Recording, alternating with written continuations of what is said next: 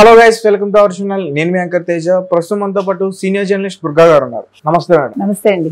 అయితే రీసెంట్ గా మాజీ ముఖ్యమంత్రి జగన్మోహన్ రెడ్డి గారు ఢిల్లీలో ధర్నాలో భాగంలో ఒక మాట మాట్లాడారు. ఆయన అంటే ఆంధ్రప్రదేశ్లో రెడ్ బుక్ రాజ్యం అమలవుతుంది, సో చాలా దారుణాలు అక్కడ చోటు చేసుకుంటున్నాయి, నా మీద కక్షతో నా కార్యకర్తల్ని హింసించి చంపేస్తున్నారని చెప్పేసి నా మీడియా ముఖంగా చెప్పడం జరిగింది. సో దాని గురించి ముందుగా అసలు జగన్మోహన్ రెడ్డిని చంపాల్సిన అవసరం ఎవరికి ఉందండి? జగన్మోహన్ రెడ్డిని ఎవరు ఏది పట్టుకుని చంపక్కర్లా. ఆయనకి భయంతో ఆయనంతటా ఆయనే చేసుకుంటాడు ఏదైనా కూడా. ఆయన భయమే ఆయన చంపుతుంది తప్ప ఎవరు ప్రత్యేకంగా తెలుగుదేశం కూటమి వాళ్ళు వెళ్ళి ఆయన చంపక్కర్లా, అవసరం కూడా లేదు. అంటే టైం లేదు. ఫస్ట్ మీరే చూస్తున్నారు, 3 శ్వేతపత్రాలు రిలీజ్ చేశారు. నిన్న మద్యం కుంభకోణంలో ఎంతండి? 1,00,000 కోట్లు, 98 కోట్ల లక్షలు కదా, అది 98,000 కోట్లు కదా. కాబట్టి ముందు దానికి ఆన్సర్ ఇమ్మనండి. నేను చంపాలా వద్దా అది మనం ఎవరో ఆలోచించక్కర్లే. ఆయన ఏం చేయాలో చట్టం చూసుకుంటుంది. ఆయన జైల్లో పెట్టాలా, ఎలాంటి శిక్షలు వేయాలి అనేది తెలుగుదేశం కూటమి ఆలోచించక్కర్లేదు, ప్రజలు ఆలోచించక్కర్లేదు, కార్యకర్తలు అంతకంటే ఆలోచించరు. అసలు ఆయన చేసిన దారుణాలు 5 ఏళ్లలో వాటిని తీసుకెళ్ళి ఎగ్జిబిషన్ పెట్టమనండి. ఇక్కడ ఢిల్లీలో 30 మంది చచ్చిపోయారంటున్నారు. నిన్న ఒక నేషనల్ మీడియా అమ్మాయి రిపోర్టర్ అడిగారు, లిస్ట్ ఇవ్వండి అంటే, నువ్వు టాపిక్ డైవర్ట్ చేయకు, యూటర్న్ తీసుకునేలాగా చేయకు, వెళ్ళి అక్కడ ఫోటోలు చూసుకోండి, ఎగ్జిబిషన్లో చూడండి మీరు అని సమాధానం ఇచ్చాడు. లిస్ట్ ఇచ్చారా ఇంతవరకు? వాళ్ళు ఎవరు చచ్చిపోయారో, ఎవరిని చంపారో వివరాలు ఇచ్చారండి? ఇంతవరకు ఇచ్చారా? ఇవాళ అనిత కూడా అడిగారు కదా శాసనసభలో. ఇప్పుడు జరుగుతోంది కదా శాసనసభ సమావేశాల్లో, హోమ్ మినిస్టర్ కూడా అదే అడిగారు, ముందు లిస్ట్ ఏంటో చెప్పవయ్యా జగన్మోహన్ రెడ్డి అని. కాబట్టి ఊరికే నోరుంది కదా మేము ఏదో నిందలేసేస్తామంటే కుదరదు. నిందలకి తగ్గ ఎవిడెన్స్లు చూపించండి. ఇప్పుడు 4 మొత్తం చచ్చిపోయారండి 45 రోజుల్లో. అంటే 4 చనిపోయారు అంటున్నారు. 4 కూడా వైసీపీకి సంబంధించిన కార్యకర్తలేనా? 3 వైసీపీ వాళ్ళు, 4వ వాళ్ళు గంజాయి మత్తులో కొట్టుకుని చచ్చారు. పల్నాడులో జరిగింది. కాబట్టి ఇందులో ఓపెన్ గా మన దగ్గర ఎవిడెన్స్లు ఉన్నాయి, అంటే ప్రభుత్వం దగ్గర. మరి ఈయన దగ్గర ఎవిడెన్స్లు ఏం లేవు కదా. ఏకంగా 300 పైగా మంది ఏంటి వలస వెళ్ళిపోయారు, 600 మందిది ఏంటి ప్రైవేట్ ఆస్తులు ధ్వంసం అయిపోయి ఎక్కడైపోయి చూపించమనండి. అసలు అవన్నీ చేసింది ఎవరండి? పిన్నెల్లి లాంటి వాళ్ళు, పెద్దిరెడ్డి లాంటి వాళ్ళు మనం చూసాం. మరి అవన్నీ తీసుకెళ్లి ఎగ్జిబిషన్ పెడితే ప్రజలకి, ముఖ్యంగా ఇప్పుడు ఇండియా కూటమిని పిలిచి వాళ్ళని అదేదో ఏమంటాం మనం, తాయిలం ఇస్తాం రా అని తీసుకొచ్చినట్టు బలవంతంగా తీసుకొచ్చారు కొంతమందిని. అఖిలేష్ యాదవ్ని, తిరుమావళవన్ని తమిళనాడు నుంచి, అతను పాంథర్ పార్టీ ఏదో అతనిది, ఏదో దళిత ఇది అతనిది, అట్లా కొంతమందిని తీసుకొచ్చారు. ఎవరో లేడీ ఒక ఆవిడ వచ్చి మాట్లాడింది.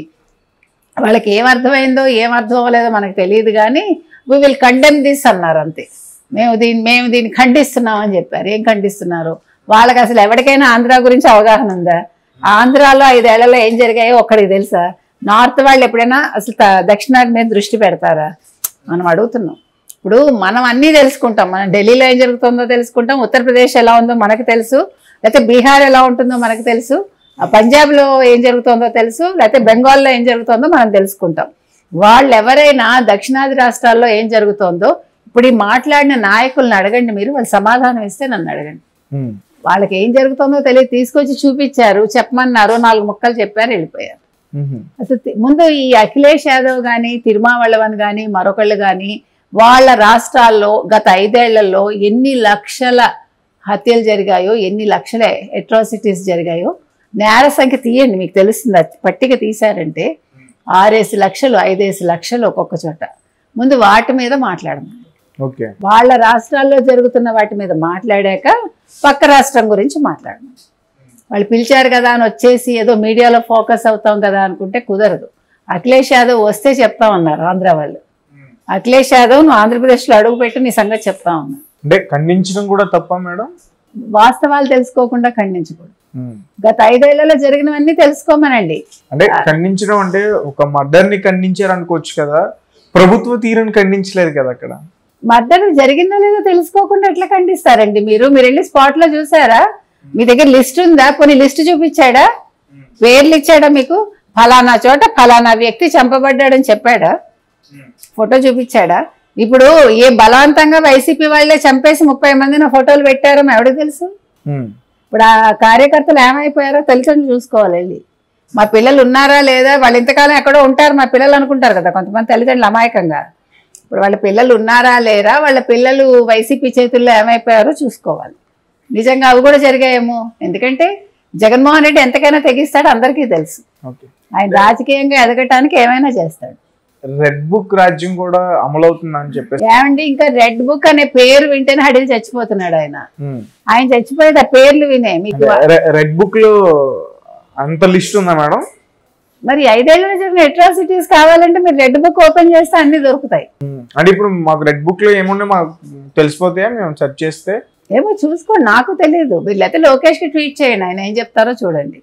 నేను లోకేష్ తరఫు మనిషిని కాదుగా, నేను జర్నలిస్ట్, నాకు తెలియదు. మీలాగే నాకు డౌట్. మీరు ట్వీట్ చేయండి, ఇస్తాడు ఆయన. ఏదో ఒక మెయిల్ అడ్రస్ ఇచ్చారు కదా లోకేష్, నా వాట్సాప్ హ్యాక్ అయిపోయింది, ఈ మెయిల్ అడ్రస్ మీరు ఏదైనా ఉంటే నాకు పంపండి అన్నారు కదా. సో పంపండి, ఆయన ఏం ఆన్సర్ ఇస్తారో చూడండి. ఇంకొకటి, ఇప్పుడు రెడ్ బుక్ రాజ్యాంగం అంటున్నాడు ఆయన. మొన్నటి వరకు రాజారెడ్డి రాజ్యాంగం నడిచింది అనుకోవాలా మరి? హత్యలు, మానభంగాలు, గంజాయిలు, ఇవన్నీ వీటన్నింటికీ ఆన్సర్ ఇవ్వమనండి. అసలు నిన్నను మద్యం మీద శ్వేతపత్రం విడుదల చేశారు, ఆన్సర్ ఇవ్వలేక కదా పారిపోయాడు. 4 శ్వేతపత్రాల మీద ఆన్సర్ ఇవ్వాల్సి వస్తుందని తప్పించుకోవడానికి ఢిల్లీ వెళ్ళాడు. అంతగా మించి ఇంకేమీ లేదు. ఎందుకంటే మనం ఎన్నోసార్లు చెప్పాం, చేతకాని వాడికి చావ ఎక్కువ అని. ఇట్లనే ఉంటుంది అంతే. సో ఇప్పుడు మనం చెప్పొచ్చేది ఏంటంటేనండి, రెడ్ బుక్ రాజ్యాంగం ఇంకా అమలు చేయకుండానే ఆయన రెడ్ బుక్ గురించి మాట్లాడాడు. ఏంటి, లోకేష్కో రెడ్ బుక్, చంద్రబాబుకో రెడ్ బుక్, పవన్ కళ్యాణ్కో రెడ్ బుక్, ఇంకా పని పాట లేదు. అందరు రెడ్ బుక్లు పట్టుకుని తిరుగుతున్నారు ఆంధ్రప్రదేశ్లో. వాళ్ళు అక్కడ పనులు చేయట్లే, వాళ్ళు పరిపాలన చేయట్లేదు, పుస్తకాలు పట్టుకుని తిరుగుతున్నారు. సో జగన్మోహన్ రెడ్డిని ఎవరు చంపక్కలే. ఇప్పుడు మీకు అర్థమైందా? మొన్నటి వరకు చంద్రబాబు పేరు చెప్తే హడిలిపోయాడు. రోజు పగలు రాత్రి చంద్రబాబు గుర్తుకొచ్చాడు ఆయన కల్లో కూడా. వాళ్ళ చెల్లెలు అంది కదా షర్మిల, నీకు అద్దం ఇస్తానన్నా నువ్వు చూసుకొని మొహం కనిపించే, చంద్రబాబు మొహం కనిపిస్తుంది అందులో అద్దంలో. ఆ రోజు అద్దం తీసుకొచ్చి భలే వాళ్ళే మీరు ఒక మీటింగ్ లో ఆవిడ ఇచ్చింది. సో ఇప్పుడు ఆయనకి ఎవరు కనిపిస్తారంటే రెడ్ బుక్ కనిపిస్తుంది రాత్రి పగలు.